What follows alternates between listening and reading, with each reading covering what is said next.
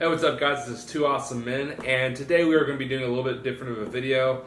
Unlike our usual reviews or something like that, we're actually doing a video over this year's Oscars. And mainly we want to go over this because really it was the first year in a while that we felt completely disappointed with the nominations this year. And there were the nominations that we were fine with, but overall we felt like there's a lot of movies that should have been nominated over others, and we just kind of want to talk about the movies that we felt were snubbed like really bad. Yeah, and I do want to say that I am kind of sick again. I know I've been sick in a lot of our previous videos recently, but I'm sick again. Hopefully it's nothing too major, and hopefully I don't sneeze or cough too much. And if my voice sounds weird, that's why.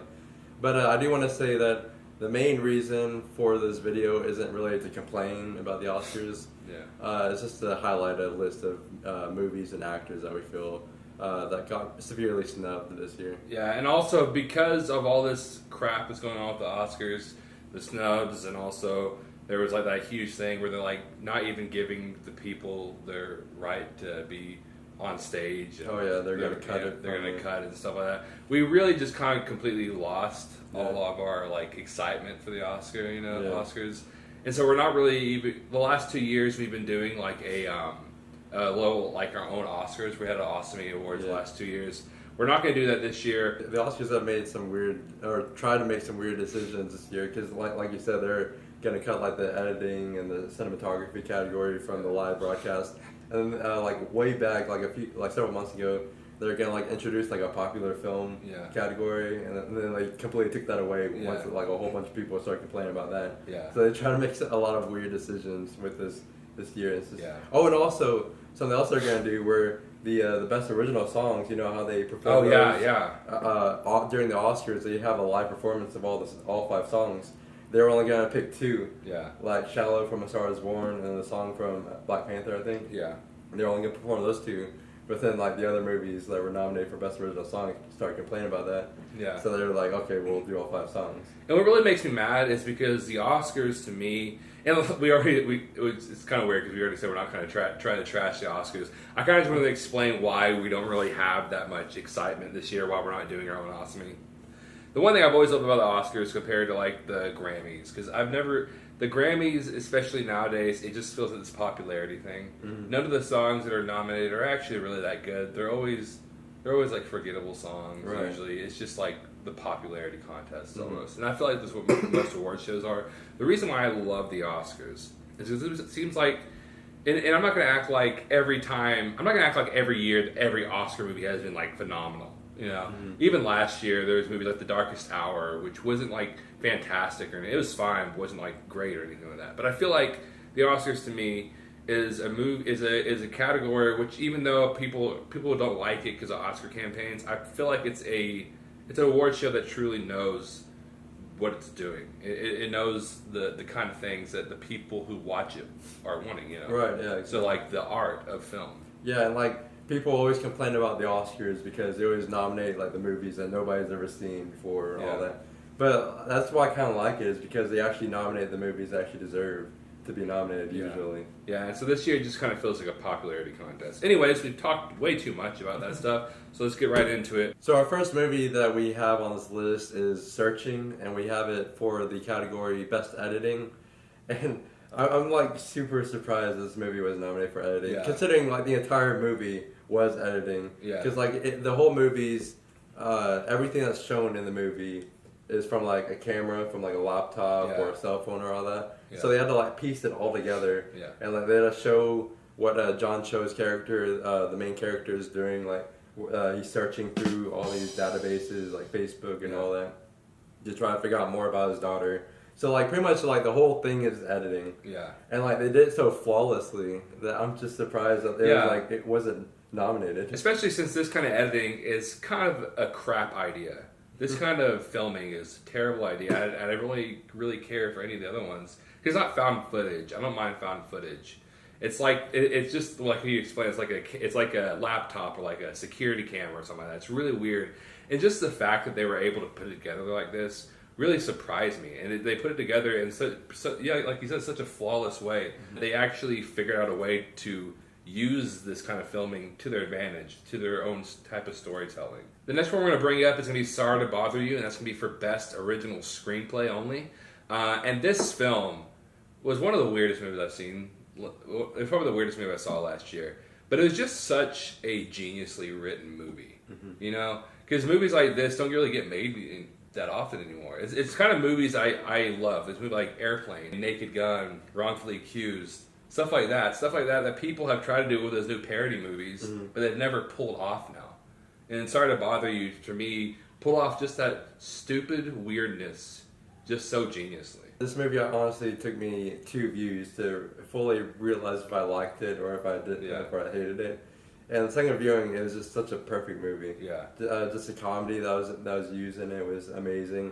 The story was amazing. Just everything about it was written so well. The next movie we have on our list is Bad Times at the El Royale, and we have it for editing, cinematography, and Best Picture. Now for editing, a lot of this movie is going back and forth. It's not a linear story because it bounces back and forth between different people's perspectives and what they're seeing at different times in the story. So it could have gone horribly with how they kept bouncing back and forth in the timeline, but they weaved it together so well. Especially the way they did it, because there was times whenever there was actual a lot of really big things going on, and then they just randomly jump back into somebody else's backstory, right? You know, and so stuff like that, which I have seen that it turned some people off the way that was done, but overall, it was just some of the most perfect editing I saw last year. It was really, to me, one of the 2 most perfect movies of last year. And then just everything about it to me was really just fantastic. I love the way it was filmed a lot of times. There was some fantastically beautiful shots, you know. And it's a movie that I completely have so much respect for because it was, number 1, original idea, and number 2, it just took so many risks. So many risks. And that's something that movies need to do nowadays. The next movie I want to bring up is one of the most overlooked, underrated movies I've seen in such a long time last year, which was Annihilation. And we're going to go ahead and go for this with Best Picture, Best Sound Editing, Best Sound Mixing, Best Visual Effects, and Best Soundtrack, was it? Yeah. And to me, this movie, I don't want to go off and say this movie's perfect. I don't even want to go off and say that everybody's going to love it. You know, because this movie is really weird. And that's, to me, is one of the most perfect things about this movie, is just how weird it was. And it was very metaphorical. Yeah, how metaphorical it was, how not straight in your face it was. It was kind of just a subtle film. It was a really creepy, subtle film. And to me, it was it was just so overlooked. I don't understand why nobody was really talking about it. Especially, like we said, it should have been nominated for soundtrack.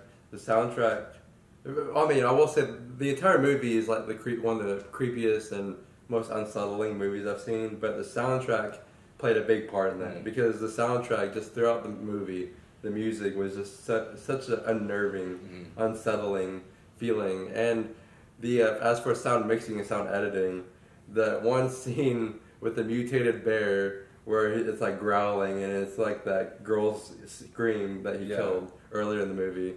That alone should have been nominated for sound editing and sound mixing because that just chilled me to my bone.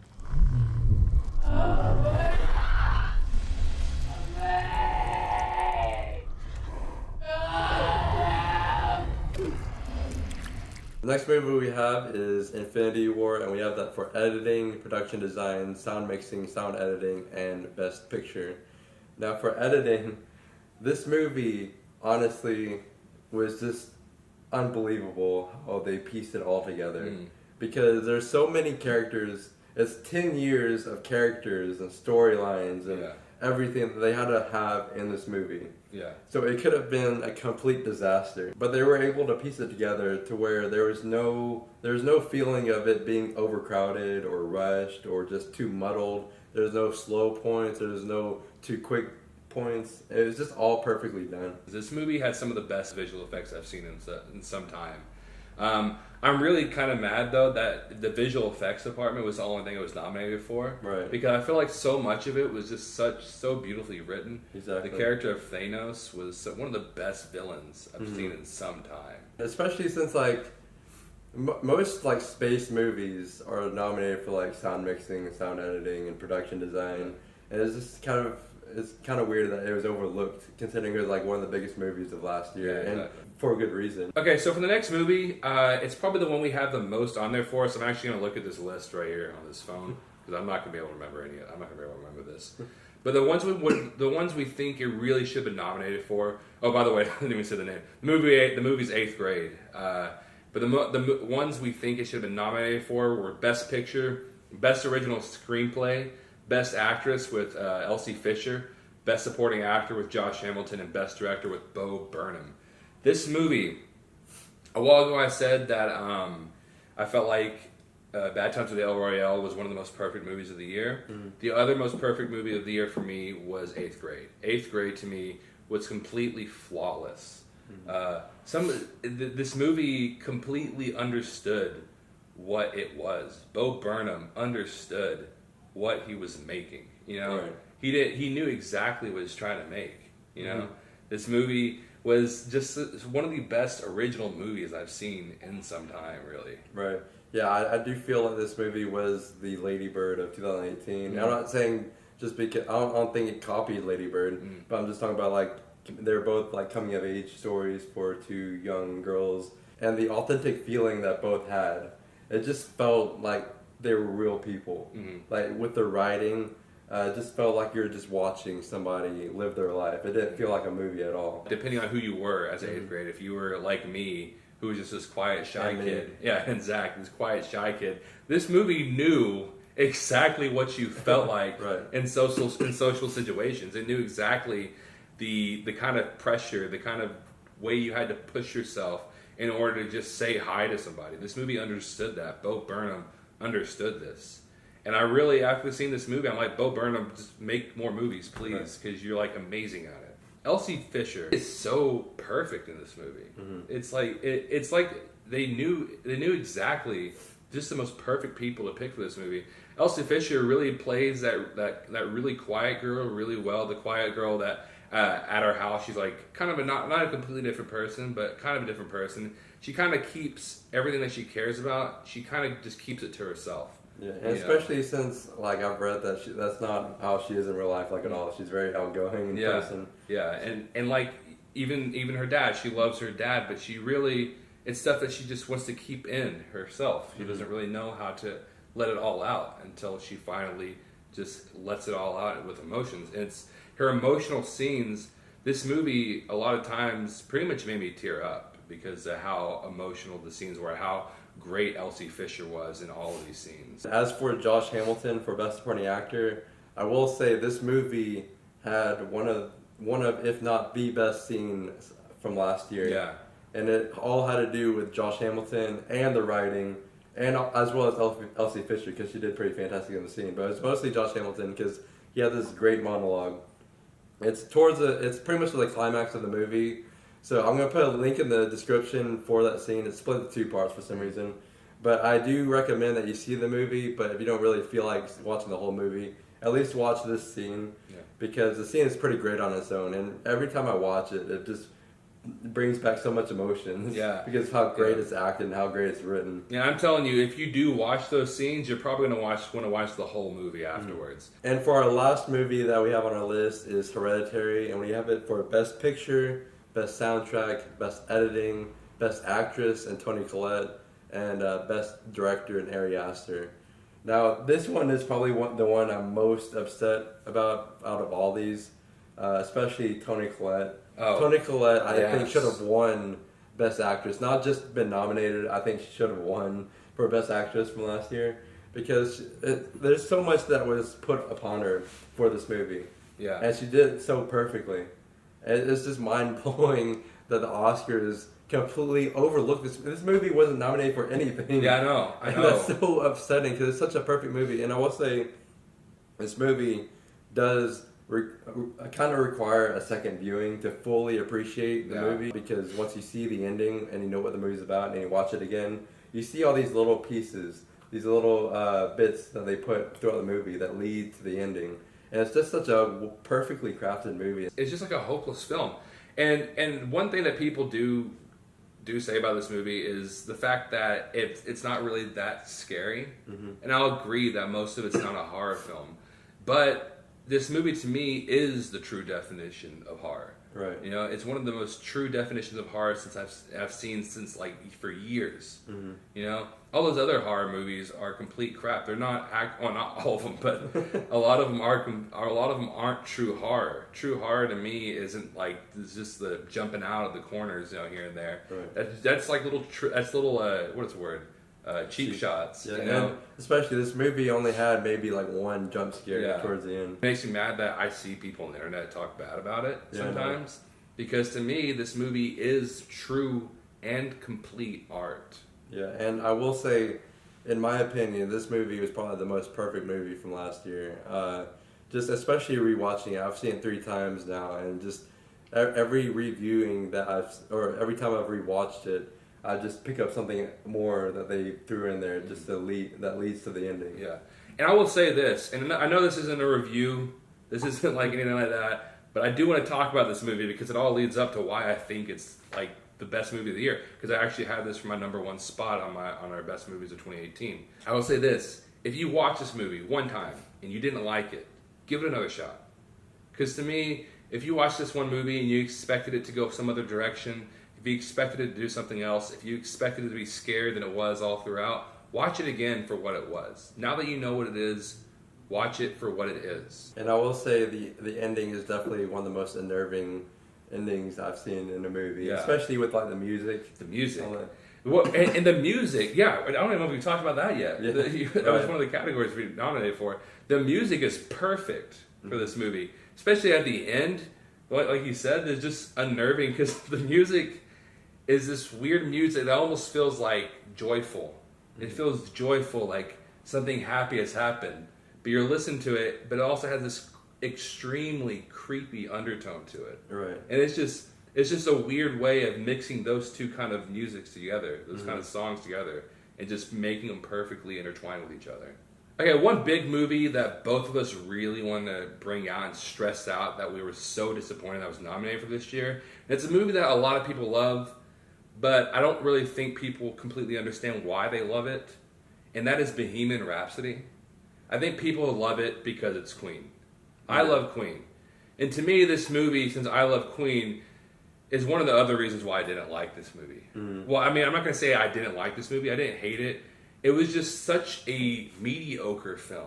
Yeah, and something I wanted to say in our review over it, I completely forgot, but as I was watching it, when we were watching it in the theater, I was thinking to myself, if this movie was just a fictional movie about just a fictional band, would people have liked it as much as they were liking it? Would I like it that much? And to be honest, it was, if you think of it that way, it was a pretty mediocre movie at best. Yeah. And it was, to be honest, it's kind of a below average movie. Yeah. In all honesty, like, the only thing that was award worthy about it was, obviously, well, he was nominated, Rami Malek, and then the Live Aid scene. Right. Those are like the only 2 pretty perfect things about this movie. Yeah. Everything else was really not that great. It was just a regular movie, a regular kind of standard, like just right at the, I don't really know how to say it, just standard movie. Just this movie took no risks. Yeah. You know, no like fantastic cinematography, no great directing, really. Yeah, Well, Bryan Singer aside, I want to put that on the way.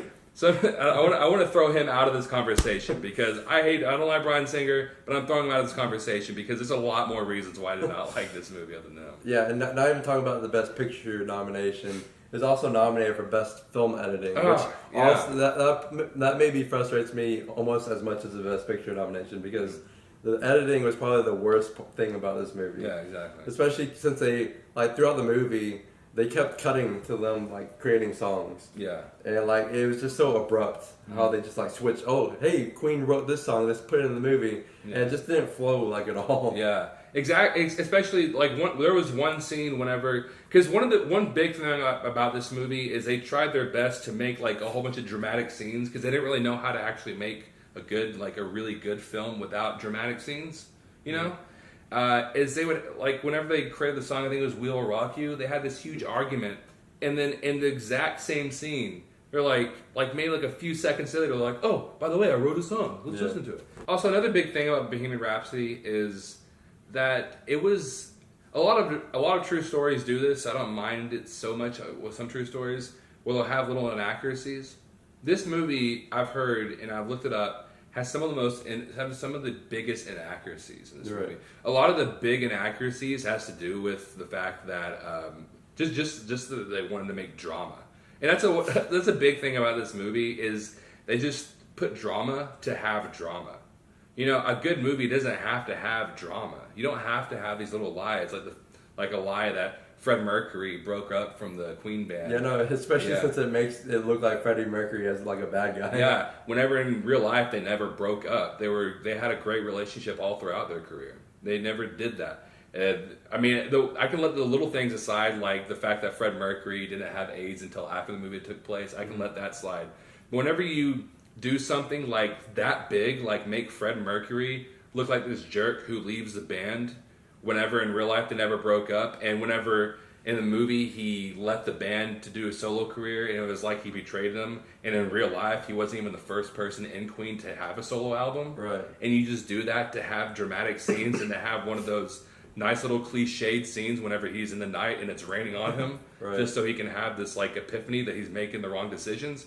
That to me is bad writing. In one scene, like he fired his agent or whatever for even bringing up the idea of having a solo career, and literally like 5 minutes later in the movie, like he tells the band that he's gonna go have a solo career. And I do want to bring out one YouTube video that I saw recently by Shafria's Productions. I think that's how you pronounce it. But he talks about Bohemian Rhapsody, and it pretty much exactly explains how I feel about the movie. Yeah. I'm going to put a link to that video in the description so y'all can check that out. And I do want to bring up Black Panther because it was nominated for Best Picture. It was nominated for 7 categories. At first, I was kind of disappointed that it was nominated because there's been so many superhero movies that should have been the first one to be nominated. And there was actually two superhero movies last year that I think should have been nominated before it, with Infinity War and Into the Spider-Verse. But as I was thinking, I'm pretty okay with it because at least this will open the door to maybe future superhero movies to be nominated for Best Picture. It will open the door for directors to actually try to make good superhero movies that are actually good movies. Yeah. And also, I will say, comparing Bohemian Rhapsody and Black Panther definitely deserves the Best Picture nomination over Bohemian Rhapsody. It makes more sense. Yeah. Not only that, but I will say that Black Panther actually was really well written. Yeah. It was really well written. It was one of the... I don't think it was the best Marvel movie, but it was definitely one of the best Marvel movies. It was one of my favorite ones. It had one of the best villains in these new MCU movies. It's really not that bad of a movie to be nominated. Right. It really does hit those little marks for what kind of deserves a nomination. And one movie I do want to bring up that I haven't seen, so I can't really say too much about it, but it has a 91% on Rotten Tomatoes, and it had so much buzz at the Golden Globes, and that's Crazy Rich Asians. It's just crazy how it's had so much buzz and so much good reviews, and then it just wasn't nominated for anything at the Oscars this year. Those are our biggest complaints kind of with the Oscars this year. If you disagree with us, which you probably will, especially with movies like Bohemian Rhapsody, because a lot of people love that movie, mainly because it has to do with Queen.